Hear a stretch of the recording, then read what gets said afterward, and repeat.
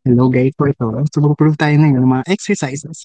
So, 155 for practice and for fun. So, una, let A be the set 1, 1 half, 1 fourth, 1 eighth, and so on. And yung B be the set containing 1 half, 2 thirds, 3 fourths, and so on. Tapos show that the supremum of A is 1, pati yung supremum niya ng B is 1. So, punta tayo sa kabilang beamer for this. Yeah, so look. So, this is my beamer. So, ang gagawin natin is yung A, ita-transform ko siya, isulat ko siya in terms of something else. Kasi if you can notice, yung A, eto siya, 1 over 2 raised to n. So bakit? Kasi yung 1, kaya siya isulat as 1 over 2 raised to 0. Yung 1 half, kaya ko siya isulat as 1 over 2 raised to 1. Yung 1 fourth, kaya ko isulat as 1 over 2 raised to 2. Yung 1 eighth is kaya ko isulat as 1 over 2 cube. Kaya yung A, pwede ko siya isulat as the set containing 1 over 2 raised to n, where n is from the set of naturals, including 0. So, ayun yun.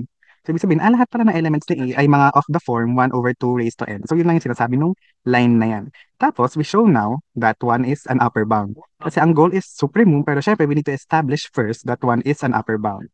Okay. Tapos, ito na. Note that 2 raised to n is greater than or equal to 1 for all n.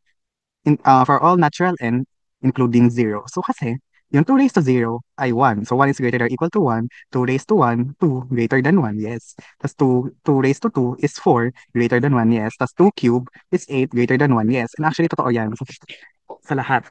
So, kaya totoo yan, no? That 2 raised to n is greater than 1 and 1 is greater than 0. Kasi may gagamitin tayong theorem from this. Ito, if 0 is less than a less than b, then 0. Ay, hindi, ito pala yung theorem. Ito yung gagamitin natin, yung theorem, ano ba ito? 1.2.2.6. So by the theorem, this holds. Ay, wait. Nagtatype ako eh.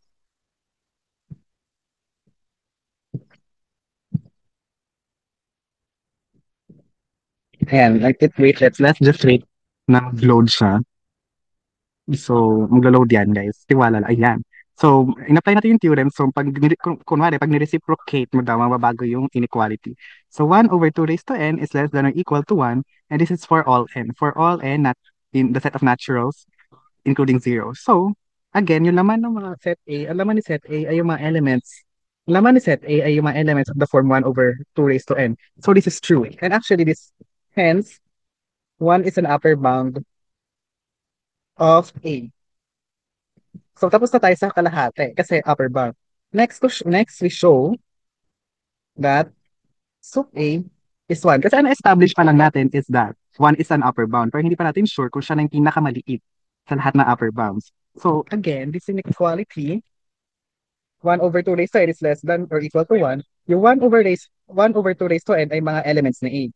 So, ibig sabihin, lahat ng elements ni A is less than or equal to 1. Okay, okay.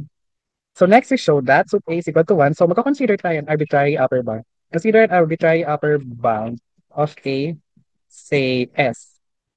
So dahil arbitrary upper bound siya, then um, yung mga 1 over 2 raised to n, which is laman ni A, is less than or equal to S. Kasi di ba, ang laman ni A ay mga 1 over 2 raised to n. So since upper bound si S, edi syempre si S, mas malaki siya sa lahat ng 1 over 2 raised to n or mga elements ni A. Pero, ano ba si 1? Take note, si 1 kasama kay A. Since since 1 is in A, i.e., 1 over 2 raised to 0 is equal to 1 in A, then 1 is less than or equal to S. Wait, it's loading. It's loading, guys. Okay. So since 1 is in A, i.e., yung tawag dyan, 1 over 2 raised to 0 is equal to 1 is in A, then si 1 is less than or equal to S. So, ibig sabihin, si 1 pala is less than or equal to S. So, therefore, so A is equal to 1. So, ano nangyari dyan, guys? Again, si A sinulat natin as 1 over 2 raised to n kasi nga papansin nyo may pattern sila. So, which is 1 over 2 raised to n. Tapos, we show that 1 is an upper bound. Yung 2 raised to n greater than or equal to 1 siya. So, greater or equal to 0. Tapos, ginamit natin yung theorem na to. Ay, hindi pala yan. Ito pala yung ginamit ko. So, correction kanina sa sinabi ko. So, this is the theorem that we use. Yung theorem 1.2.2.7. So, magbabago inequality kapag nireciprocate mo from this, naging ganito. Pero take note, yung 1 over 2n ay mga laman ni A. So, ibig sabihin, hence 1 is an upper bound of A. Next, we show that supremum is 1. So, ang gagawin natin is magko-consider tayo na arbitrary upper bound ni A, say S, tapos ang goal mo mapakita is 1 less than or equal to S. So 1 is less or equal to S, yan yung goal mo. Now, since upper bound si S, mag-hold to inequality na to, 1 over 2 raised to n is less than or equal to S. Kasi nga, si S ay upper bound ni A. So, si S mas malaki siya sa lahat ng elements ni A. Pero si 1 ay na kay A.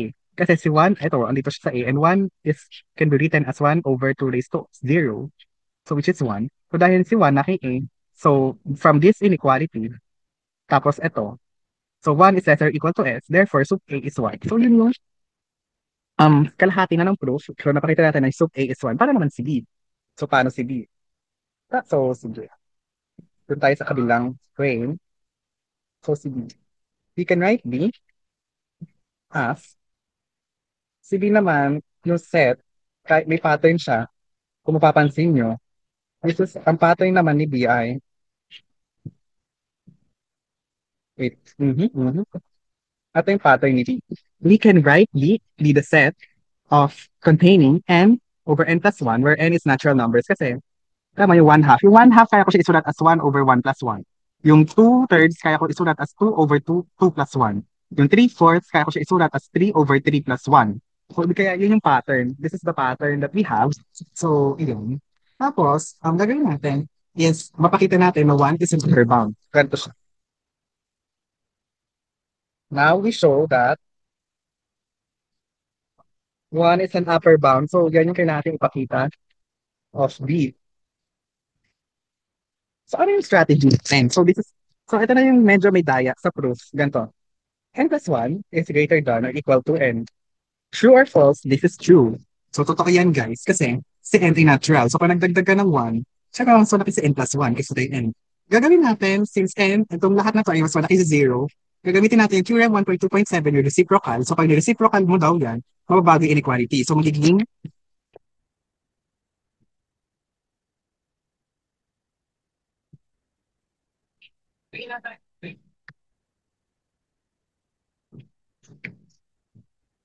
wait, it's loading. So, kapag ni-reciprocate mo yan, ayan. So, wait lang.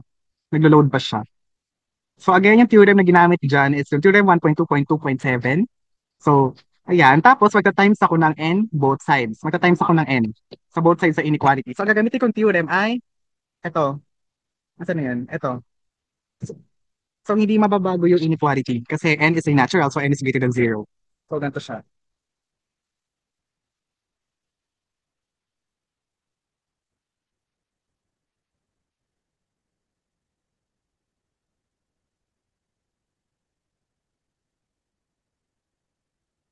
Ayan. So, nag-times na ako ng n both sides. So, hindi na bago yung inequality kasi n is greater than 0. So, totoo yan. Tapos, ano sa n over n? This is just 1. So, this is just 1. So, ibig sabihin, kasi ang laman ni B ay mga n over n plus 1. So, yan yung laman ni B. Pero si n over n plus 1 daw ay mas maliit sa 1. So, yan ay, so hence 1 is an upper bound. Hence, 1 is an upper bound of B. Next, we show na siya yung sub B. Kasi ang na-establish pa lang natin is yung 1 is an upper bound pero hindi pa natin napapakita na yung 1 ay yung least upper bound. So, ito na. So, gagamitin natin yung characterization of the supremum. So, yung let epsilon, tapos yung may ganun. Yun yung gagamitin natin. Now, let var epsilon be greater than 0. Okay, so ito na. Then, so ang gagawin ko, i-minus ko yung, mag-minus ako nito. So, okay. Wait lang, it's still loading.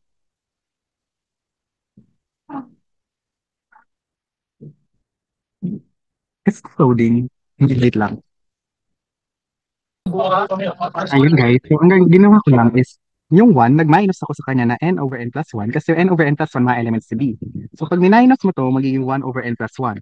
Pero si 1 over n plus 1, mas maliit siya kay 1 over n. Bakit? Kasi si n plus 1, mas malaki siya, di ba? So kapag pag mas malaki kasi yung denominator, mas liliit yung buong fraction. So kapag mas maliit yung denominator, mas malaki yung buong fraction. So totoo to. 1 over n plus 1 is less than 1 over n. Ito, gagamitin natin Archimedean property. This is true. 1 over n is less than epsilon kasi this is by the Archimedean property. Ngayon, ang gagawin natin is, so magta-transpose lang tayo. Wait, kulang. Okay, so, ang nangyari, ito. 1 minus n over n plus 1 is less than epsilon. So, kaya pag nilipat mo to, ito, sa kabila, tapos ito malilipat dyan. So 1 minus epsilon is less than n over n plus 1. Pero sa n over n plus 1 ay element ni B. So, ibig sabihin there exists.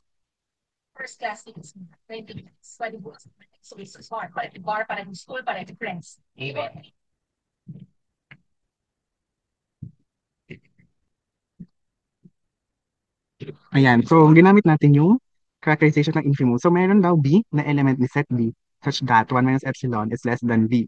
So, yung small b dito is so n over n plus 1. So, therefore, 1 is equal to sup B by the characterization of infimum. So, again, ang nangyari dito is that napakita mo dito yung 1 is an upper bound. So, dito ngayon mag-minus ka. So, actually, ano lang to, trial and error. Tinay ko lang na what if i-minus ko yung 1 minus n over n plus 1. So, wala talaga siyang reason behind it. Like, tinay ko lang. Tapos, buti na lang lumabas na 1 na less than epsilon siya. So again, ulit. So 1 minus n over n plus 1. So pag minus mo yan, LCD lang yan, LCD. Naging 1 over n plus 1.